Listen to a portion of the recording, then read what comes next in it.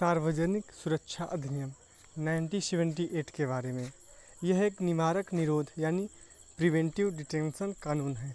इसके तहत किसी व्यक्ति को ऐसे कार्य को करने से रोकने के लिए हिरासत में लिया जाता है जिससे राज्य की सुरक्षा या सार्वजनिक व्यवस्था प्रभावित हो सकती है। इस अधिनियम के तहत व्यक्ति को 2 वर्षों के लिए हिरासत में लिया जा सकता है।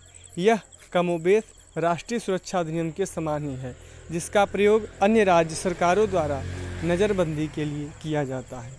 इस अधिनियम की प्रकृति दंडात्मक निरोध की नहीं है।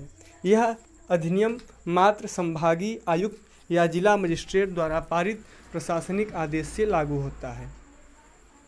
अब बात करते हैं अधिनियम के इतिहास के बारे में। जम्मू कश्मीर में इस अधिनियम की शुरुआत 1978 में लकड़ी तस्करी को रोकने के लिए की गई थी, क्योंकि लकड़ी की तस्करी उस समय की सबसे बड़ी समस्या थी एवं इसके तहत गिरफ्तार लोग काफ़ी आसानी से छोटी मोटी सज़ा पाकर छूट जाते थे। विदित है कि इस अधिनियम की शुरुआत फारूक अब्दुल्ला के पिता शेख अब्दुल्ला ने की थी। 1919 के दशक में जब राज्य में उग्रवादी आंदोलनों ने जोर पकड़ा तो दंगाइयों को हिरासत में लेने के लिए राज्य सरकार ने सार्वजनिक सुरक्षा अधिनियम का प्रयोग काफ़ी व्यापक स्तर पर किया।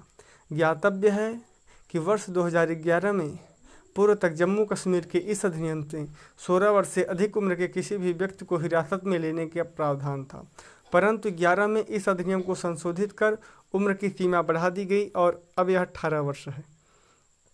हाल के वर्षों में इस अधिनियम का कई बार प्रयोग किया गया।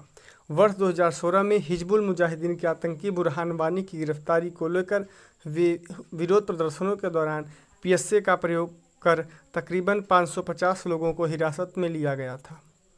काफ़ी कठोर है यह अधिनियम। अधिनियम के प्रावधान के अनुसार पीएसए का प्रयोग कर राज्य के किसी भी व्यक्ति को बिना किसी आरोप या जांच के नज़रबंद किया जा सकता है या उसे हिरासत में लिया जा सकता है। यह नज़रबंदी 2 साल तक की हो सकती है। पीएसए उस व्यक्ति पर भी लगाया जा सकता है जो पहले से पुलिस की हिरासत में है या जिसे अदालत से जमानत मिल चुकी है। यहाँ तक कि इस अधिनियम का प्रयोग उस व्यक्ति पर भी किया जा सकता है जिसे अदालत ने बरी किया है। महत्वपूर्ण तथ्य यह है कि सामान्य पुलिस हिरासत के विपरीत पीएसए के तहत हिरासत में लिए गए व्यक्ति को हिरासत के 24 घंटों के भीतर मजिस्ट्रेट के सामने पेश करने की आवश्यकता नहीं होती। साथ ही हिरासत में लिए गए व्यक्ति के पास अदालत के समक्ष जमानत के लिए आवेदन करने का भी अधिकार नहीं होता एवं संबंध में किसी वकील की सहायता भी नहीं ले सकता। इस प्रशासनिक के आदेश को केवल हिरासत में लिए गए व्यक्ति के रिश्तेदारों द्वारा बंदी प्रत्यक्षीकरण याचिका के माध्यम से चुनौती दी जा सकती है। उच्च न्यायालय और सर्वोच्च न्यायालय के पास इस तरह की याचिकाओं पर सुनवाई करने और पीएसए को समाप्त करने के लिए अंतिम आदेश पारित करने का अधिकार है। हालांकि यदि उच्च न्यायालय और सर्वोच्च न्यायालय इस याचिका को खारिज कर देते हैं तो उस व्यक्ति के पास इस संबंध में कोई अन्य रास्ता नहीं बचता। इस अधिनियम में संभागीय आयुक्त अथवा जिला मजिस्ट्रेट द्वारा इस प्रकार के आदेश को पारित करना सद्भाव में किया गया कार्य माना जाता है। अतः आदेश जारी करने वाले व्यक्ति के विरुद्ध किसी भी प्रकार की जाँच नहीं की जा सकती।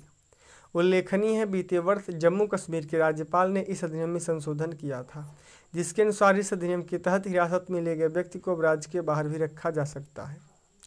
बात करते हैं पीएसए लगने के बाद। सामान्यतः इस अधिनियम के तहत जब किसी भी व्यक्ति को गिरफ्तार किया जाता है तो गिरफ्तारी के 5 दिनों के भीतर जिले का डीएम उसे लिखित रूप से हिरासत के कारणों के बारे में सूचित करता है। कुछ विशेष परिस्थितियों में इस कार्य में 10 दिन भी लग सकते हैं। हिरासत में लिए गए व्यक्ति को इस प्रकार की सूचना देना डीएम के लिए आवश्यक होता है ताकि उस व्यक्ति को भी पता चल सके कि उसे गिरफ्तार क्यों किया गया है एवं यह वही संदर्भ में आगे की रणनीति तैयार कर सके। हालांकि यदि डीएम को लगता है कि सार्वजनिक हित के विरुद्ध होगा तो उसे यह भी अधिकार है कि वह तथ्यों का खुलासा न करे जिनके आधार पर गिरफ्तारी या नज़रबंदी का आदेश दिया गया है। डीएम को गिरफ्तारी या नज़रबंदी का आदेश सलाहकार बोर्ड के समक्ष प्रस्तुत करना होता है।